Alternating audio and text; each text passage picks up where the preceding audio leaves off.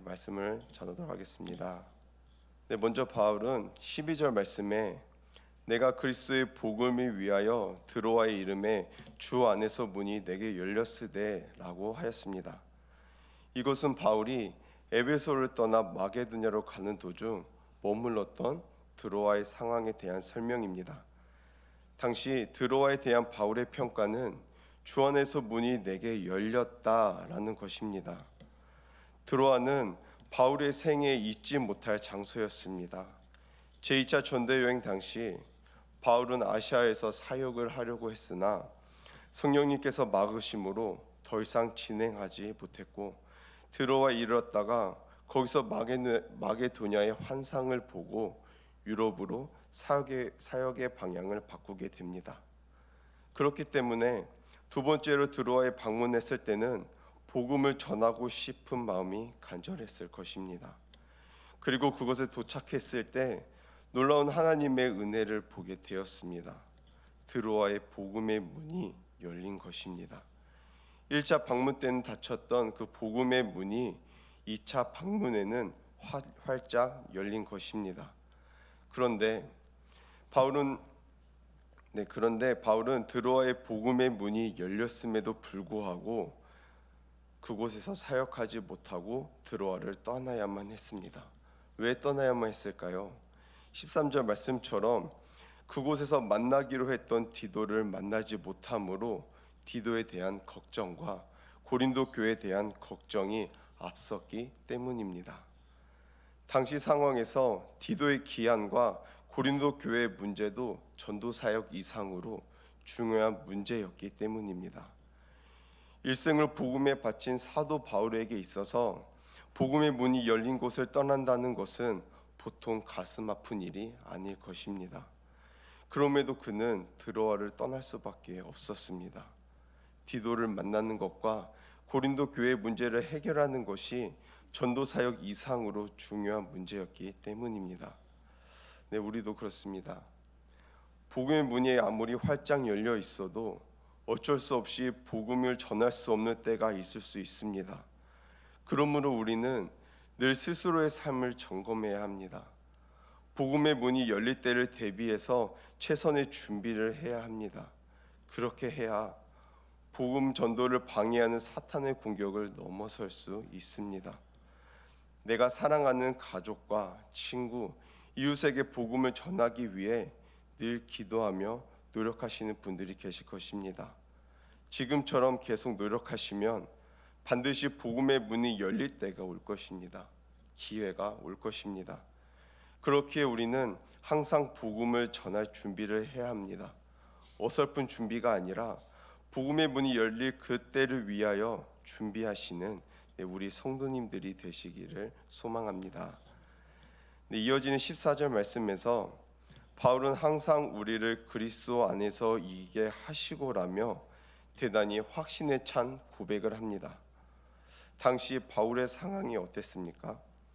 바울의 처지는 혼란 중에 있던 고린도 교회 소식을 디도로부터 받지 못함으로 마음이 편치 않아 복음의 문이 열린 드로아를 떠나 마게도냐로 가야만 했습니다. 그가 계획한 목표가 계속 어긋났습니다. 그가 원하는 대로 되지 않았습니다.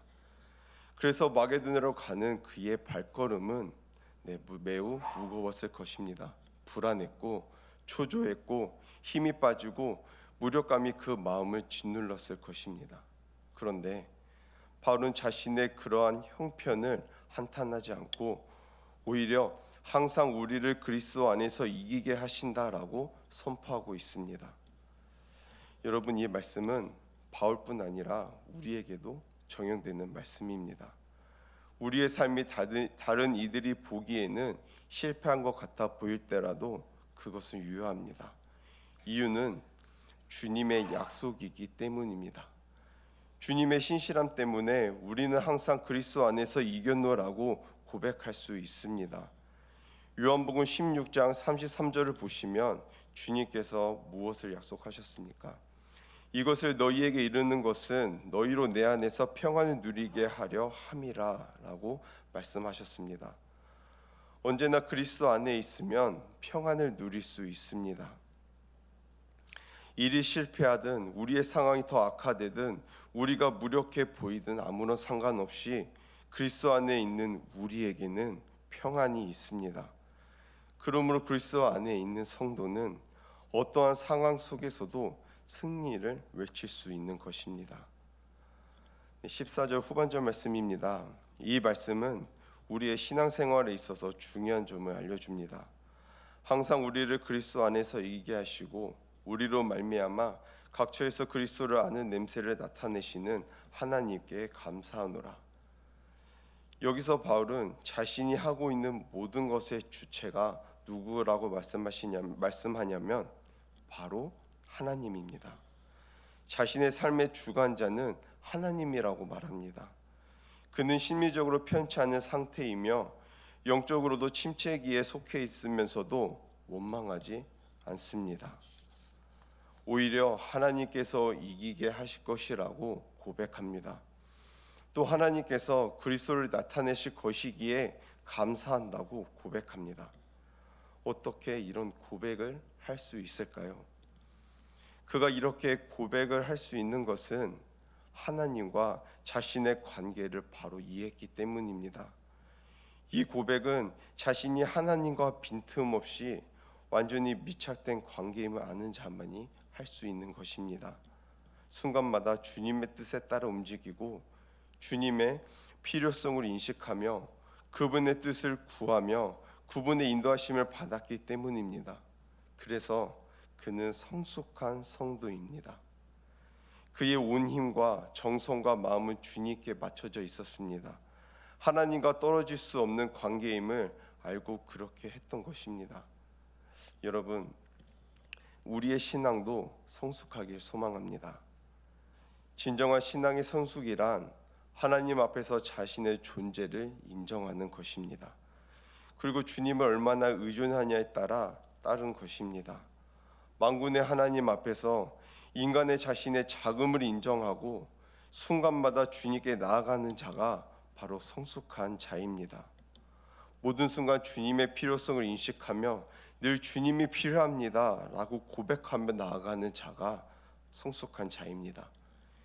이런 사람은 하나님의 영광을 가로채지도 않고 실패해도 낙담하지 않고 감사할 줄 아는 것입니다. 위의 말씀처럼 누구보다 겸손하며 주님을 의지하는 저와 성도님들이 되길 바랍니다. 그리고 14절 말씀은 우리에게 참으로 도전이 되는 말씀입니다. 주님은 온 땅의 온 민족에게 주님의 향기가 나타나길 원하십니다. 즉 그리스도의 보혈로 모든 사람을 구원하고 싶은 것이 주님의 마음입니다. 그래서 주님은 자신의 마음을 대신해서 나타낼 사람을 세우십니다. 예수님의 죽음 이후 십자가의 의미를 이방인에게 알리기 위해 세움받은 사람이 누구일까요? 바로 바울입니다. 따라서 바울은 이방 민족 가운데서도 그리스도의 향기를 나타내는 사람을 살았던 것입니다. 그리하여 그들이 주님께 돌아올 수 있었습니다. 그렇다면 이런 일이 바울에게만 한정되는 것일까요? 아닙니다. 우리에게도 주님께서 주님의 향기를 나타내도록 세운 사람들입니다. 주님은 우리로 하여금 우리가 거하는 각처에서 주님의 향기를 바라도록 세우셨습니다.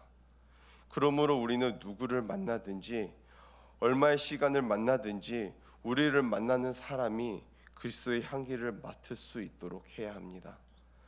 한 말씀을 부여잡고 말씀대로 살려고 노력해야 되고 병자를 위해 진심으로 기도해야 되고 그들을 위해 마음을 쏟을 줄 알아야 합니다. 그리고 가난한 자들을 위해 작은 것이라도 기꺼이 나누고 그들을 위로하려는 마음이 우리에게 있어야 합니다. 여러분, 우리는 진정 주님의 향기를 뿜는 삶을 살고 있습니까? 말뿐이 아니라 행함과 진실함으로 사람들에게 그리스도의 향기를 나타내는 성도님들이 되길 소망합니다. 16절 말씀을 보시겠습니다. 이 사람에게는 사망으로부터 사망에 이르는 냄새요 저 사람에게는 생명으로부터 생명에 이르는 냄새라. 사망과 생명, 이것은 인간의 끊임없는 관심사입니다. 사람은 사망을 원치 않습니다. 사람은 사망을 거부하고 생명을 소유하려고 노력합니다. 하지만 우리 스스로는 사망에 대한 문제를 해결할 수 없습니다. 사망의 문제를 해결할 수 있는 길은 오직 한 길뿐입니다. 본절 말씀에 따르면 사망과 생명을 갈라지게 하는 것이 냄새라고 했습니다. 여기서 냄새는 바로 그리스도이십니다. 즉 그리스도에 대해 어떤 태도를 취하느냐에 따라 사망과 생명이 갈리게 되는 것입니다. 그리스도를 영접하는 자에게는 생명이, 그리스도를 거부하는 자에게는 사망이 임하는 것입니다. 요한복음 3장 18절 말씀을 보시면 그를 믿는 자는 심판을 받지 아니하는 것이요 믿지 아니하는 자는 하나님의 독생자의 이름을 믿지 아니하므로 벌써 심판을 받은 것이니라 라고 말씀합니다. 이처럼 그리스도는 사망과 생명을 결정하는 기준입니다. 주님을 믿고 순종하는 자에게는 영생이 있습니다. 그러나 주님을 배척하고 불순종하는 자에게는 영벌이 있습니다. 오직 그리스도의 믿음으로 영접하는 자만이 이 죽음에 대한 문제를 해결할 수 있는 것입니다. 네, 말씀을 마무리하겠습니다. 오늘 본문을 통해 바울의 애달픈 심정을 볼 수 있었습니다. 복음의 문이 열렸지만 그것을 제쳐두고 마게도냐로 가야만 하는 안타까운 모습, 고린도 교회의 불완전한 모습이 그의 마음을 아프게 했지만 그러한 상황에서도 바울은 항상 우리를 그리스도 안에서 이기게 하시고라고 놀라운 고백을 합니다. 우리도 바울과 같은 상황 속에 있다 할지라도 바울처럼 고백해야 합니다. 항상 이기게 하시고 나로 말미암아 각처에서 그리스도를 아는 냄새를 나타내시는 하나님께 감사드립니다 라고 말입니다. 네, 오늘 하루 우리 모두가 이런 고백을 주님께 드리는 은혜가 넘치길 소망합니다. 기도하시겠습니다. 하나님 아버지, 우리의 삶 속에서 복음의 문이 열릴 때가 있고 닫힐 때도 있지만 그때 언제나 준비된 자가 되게 도와주시고 사도 바울이 절망의 순간에 이기게 하시는 하나님을 바라보았듯이 저희들도 항상 함께 하시는 하나님의 인도하심에 순종하는 자들이 되게 도와주세요. 예수님의 이름으로 기도드립니다. 아멘.